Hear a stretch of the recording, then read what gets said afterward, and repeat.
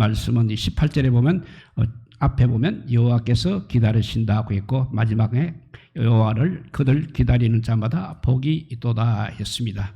그래서 결론적으로 우리 모든 인간의 삶은 기다림의 연속이라 할 수 있겠습니다. 이 세상에 있는 모든 것이 기다림 없이 이루어지는 것은 하나도 없는 것입니다. 기다림 속에서 모든 것이 시작됩니다. 기다림 속에서 모든 것이 또 진행됩니다. 기다림 속에서 모든 것이 성취됩니다. 우리의 신앙 역시 기다림 속에서 신앙이 시작되고 자라고 성숙되는 것입니다. 사람이 어릴 때는 빨리 자라나기를 기다립니다. 또 학교에 들어가게 되면 졸업을 기다리면서도 행복한 내일을 위하여 열심히 공부하며 졸업할 때를 기다리는 것입니다.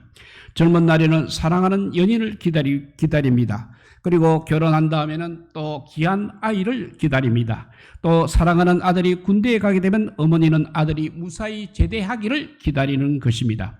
병원에 입원한 환자들은 빠른 회복을 바라며 퇴원한 날을 기다리는 것입니다. 급한 문제가 있는 사람은 구세주 같은 사람이 나타나서 그 문제를 해결해 주기를 기다립니다. 무엇을 기다려야 좋을지 모르는 사람도 하루하루를 무엇인가를 기다리며 살고 있습니다. 좋은 형편에 있는 사람도 역시 무엇인가를 기다리는 것은 마찬가지일 것입니다. 깊은 절망 속에 있는 사람도 좋은 일에 대한 소망을 가지고 내일을 기다리고 있는 것입니다. 자기가 응원한 팀이 비록 지금은 지고 있더라도 열심히 계속해서 끝까지 응원하는 것은 바로 역전을 기다리기 때문인 것입니다. 이렇게 기다림이라는 것은 우리 모든 인간들이 살아가는 삶의 방식이요 삶의 기대치인 것입니다. 그래서 인간의 삶이 모든 면에서 기다림을 통해 이루어지고 있는 것을 보면 오늘보다는 내일에 또 미래에 소망을 두고 살고 있다는 증거인 것입니다.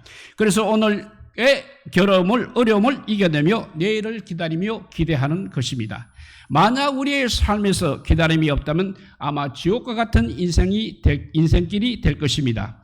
기다림이 있기 때문에 꿈을 가지고 열심히 노력합니다. 고난과 역경 속에서도 포기하지 않는 것입니다. 그럴수록 소망은 기다림 속에서 더욱 풍성하게 무르익어가는 것입니다.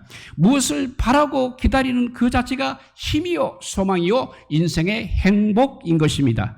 아직도 나에게 기다림이 있다는 것은 살아있다는 것입니다. 소망이 있다는 증거인 것입니다.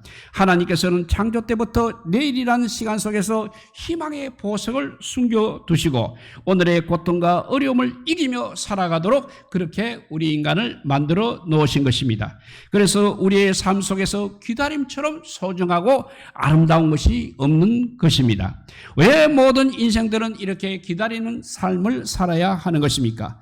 그것은 모든 것들이 때를 따라 이루어지기 때문입니다. 이것이 때를 따라 이루어지는 것이 바로 우리 창조의 원리인 것입니다.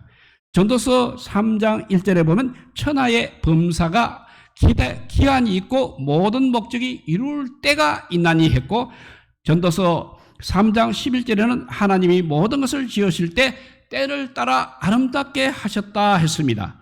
모든 일에는 때가 있기 때문에 시작이 있고 또한 마침이 있는 것입니다. 그리고 그 때와 그 기한은 전적으로 우리 하나님께 속해 있는 것입니다. 그러므로 해 아래 사는 사람들은 하나님께서 정하신 때를 기다리면서 살아야 하는 것입니다. 하나님께서 그 때를 주관하시기 때문에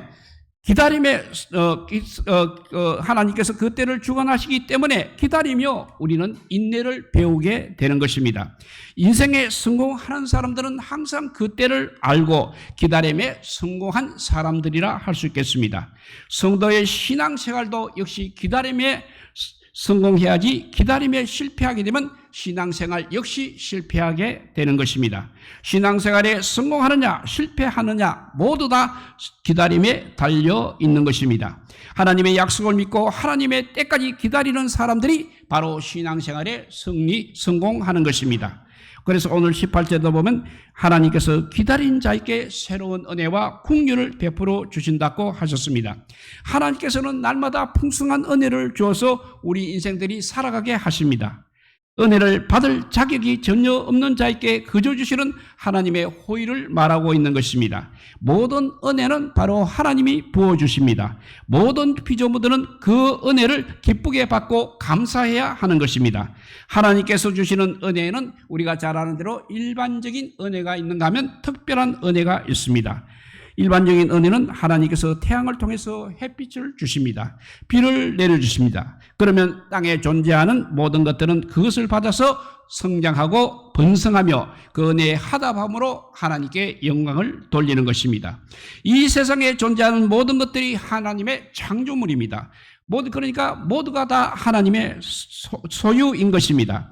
모든 것들이 하나님을 통해서 나옵니다. 하나님을 통해서 새로워지고 회복되는 것입니다. 하나님께서는 이 모든 것을 서로 나누며 행복하게 살아가도록 그렇게 우리에게 주셨습니다. 그래서 모든 인생들이 해 아래서 먹고 마시고 숨쉬고 일하며 살아가는 것입니다. 그래서 우리 인생들이 모든 사람은 하나님께서 주신 일반적인 이 은혜를 통해서 자녀를 선물로 받을 뿐 아니라 부자도 될 수 있고 건강하게 살 수도 있고 재능을 통해 성공도 하고 명예도 얻을 수 있는 것입니다. 그러나 인간들은 하나님을 모르기 때문에 찾지도 않고 감사하지도 않는 것입니다. 그렇지만 하나님은 타락한 인간들이 다시 하나님의 형상을 회복되어 감사와 기쁨으로 살아가도록 특별한 은혜를 항상 준비해 놓으셨습니다. 그것은 바로 예수 그리스도를 통해서 제사함 받고 하나님의 자녀가 되는 은혜인 것입니다.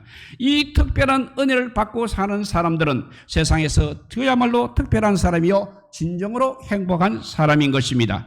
그럼에도 하나님을 사랑하지 않고 그냥 세상을 사랑하며 하나님의 법에 순종하지 않고 있습니다. 그래서 하나님은 기다리며 기회를 주십니다. 그렇지만 회개하지 않고 악을 행함으로 하나님은 공의를 드러내 결국은 징계를 하시게 되는 것입니다. 이스라엘은 하나님께 잘못함으로 징계를 받게 되었습니다. 그때 이스라엘은 어떤 자세를 취해야 하는지 살펴보도록 하겠습니다. 오늘 15절에 보니까 잠잠히 기다려야 한다고 했습니다. 우리 하나님은 사랑의 하나님입니다. 좋은 것을 사랑하는 자들에게 주시기를 원하십니다. 그런데 또 우리 하나님은 공의의 하나님이시기도 합니다. 그래서 잘못하면 반드시 징계와 심판을 하십니다. 우리 인생들은 연약하여 하나님의 크신 은혜를 종종 잊어버리게 됩니다. 오늘 말씀을 보게 되면 당시에 이스라엘 사람들은 하나님을 의지하지 않았다고 했습니다. 하나님 말씀을 청종하지 않으므로 불순종하여 우상을 섬김으로 하나님의 공급하심을 받지 못하여서 결국 힘을 잃어버리게 되었습니다. 그래도 하나님께서는 선지자들을 보내셔서 회개하라고 기회를 주었습니다만 회개하지 않았습니다. 오히려 힘 있는 애국 군대를 의지하여 어려운 문제를 극복하려고 했습니다. 그래서 이스라엘은 이렇게 하나님을 의뢰하지 않으므로 결국 심판을 받게 될 것이라고 말씀하셨습니다. 그러함에도 이스라엘은 끝까지 불순종함으로 하나님의 징계를 피할 수가 없게 되었습니다. 그러나 사랑의 하나님께서는 불순종함으로 심판을 받겠지만 이스라엘을 결코 버리지 않고 또 다시 회개할 기회를 주어서 회복시켜 주시겠다고 약속을 하고 계십니다. 결국 이스라엘은 징계를 통해서 자기들의 잘못을 깨닫고 회개함으로 회복의 은혜를 잊게 되는 것입니다. 언제나 하나님의 풍성한 은혜와 강물은 이렇게 강물처럼 끊임없이 우리 인간들을 향해 흐르고 있는 것입니다. 그리고 하나님께서 하시는 일에는 분명한 원칙과 합당한 이유가 있는 것입니다. 이러함에도 인간들은 항상 자기 중심으로 생각하고 잘못된 삶을 살면서도 말이 많습니다. 그래서 우리 연약한 인생들이 해야 할 일은 바로 하나님 앞에 항상 회개하는 일입니다. 자기의 잘못을 인정하고 풍성하신 궁녀를 바라보며 하나님 앞에 돌아와야 하는 것입니다. 그리고 중요한 것은 잠잠하는 것입니다. 무엇을 탓하지 않고 불평과 원망을 버리고 항상 감사하는 것입니다. 내가 좋아하는 것을 포기하고 오직 하나님만을 사랑하며 바라보며 사는 것입니다. 징계를 받을 때도 우리는 잠잠해야 하는 것입니다. 이것이 진정한 회개요 거룩한 성도의 삶인 것입니다. 이러한 자세를 가지고 하나님을 기다림으로 은혜의 회복의 은혜를 잊게 되는 우리 모두가 되시기 바랍니다. 또 19절에 보면 준비하며 기다려야 한다고 했습니다. 어려울수록 실패할수록 부족할수록 우리는 준비해야 하는 것입니다. 에베레스트 산을 최초로 정복한 사람은 영국 사람 에드먼드 힐러리 경입니다. 이 사람이 에베레스트 산을 정복하려고 수많은 노력을 기울였습니다. 그러나 계속해서 실패하고 좌절을 겪다가 하나님 앞에 기도하면서 이렇게 자기의 결심을 일기에 적었습니다. 그 일기를 읽어보면 에베레스트 산이여 너는 더 이상 자라지 못할 것이다. 그러나 나는 계속해서 자랄 것이다. 나의 힘도 능력도 훨씬 더 커질 것이다. 내가 갖춘 등산 장비도 계속해서 더 나아질 것이다. 기다리라, 내가 다시 가마 그리고 너를 정복하마라고 했다고 합니다. 이렇게 강한 의지를 세우고서 10년을 준비한 끝에 1953년 5월 29일 드디어 세계 최초로 에베레스트 산을 정복한 사람이 되었던 것입니다. 또 우리말에도 진인사 대천명이라는 말이 있습니다. 이것은 내가 해야 할 일을 다 하고 나서 하늘의 뜻을 기다린다는 뜻입니다.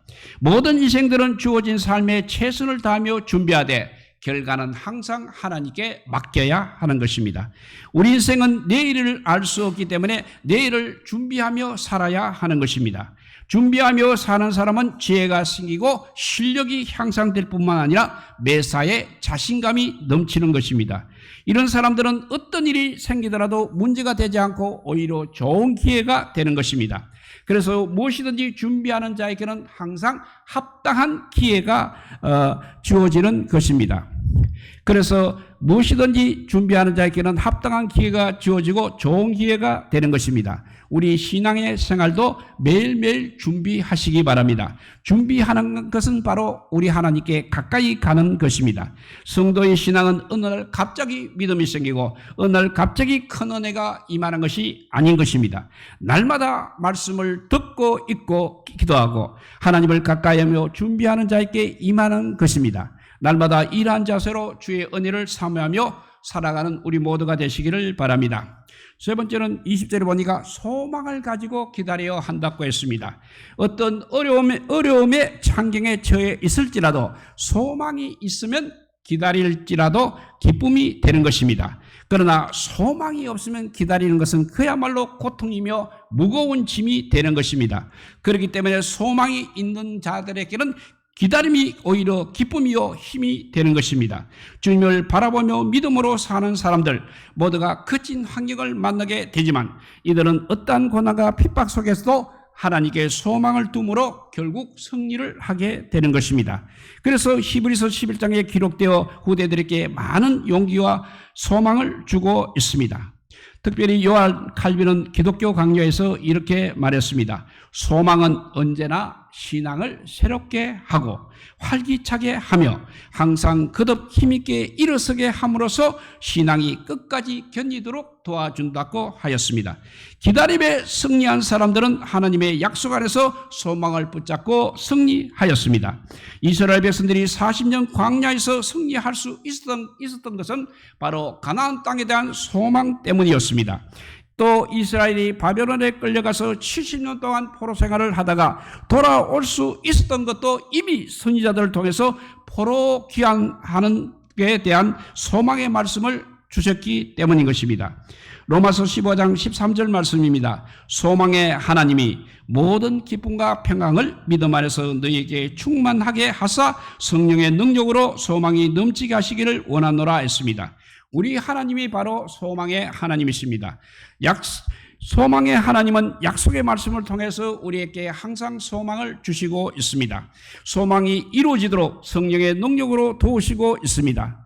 사랑하는 우리 모든 성도들은 하나님의 이 약속, 소망의 약속을 통해서 소망을 발견하고 확신하시기를 바랍니다. 그리고 소망의 씨앗을 항상 가슴에 품고 기도하며 하나님의 의도를 기다리며 살아가시기 바랍니다. 그러면 소망의 하나님께서 성령으로 도와주셔서 아름다운 열매들이 주렁주렁 열리는 귀한 하나님의 사람들이 될 것입니다. 우리 모두 이렇게 기다려서 소망을 이루는 귀한 성도들이 되시기를 우리 주님의 이름으로 축복드립니다.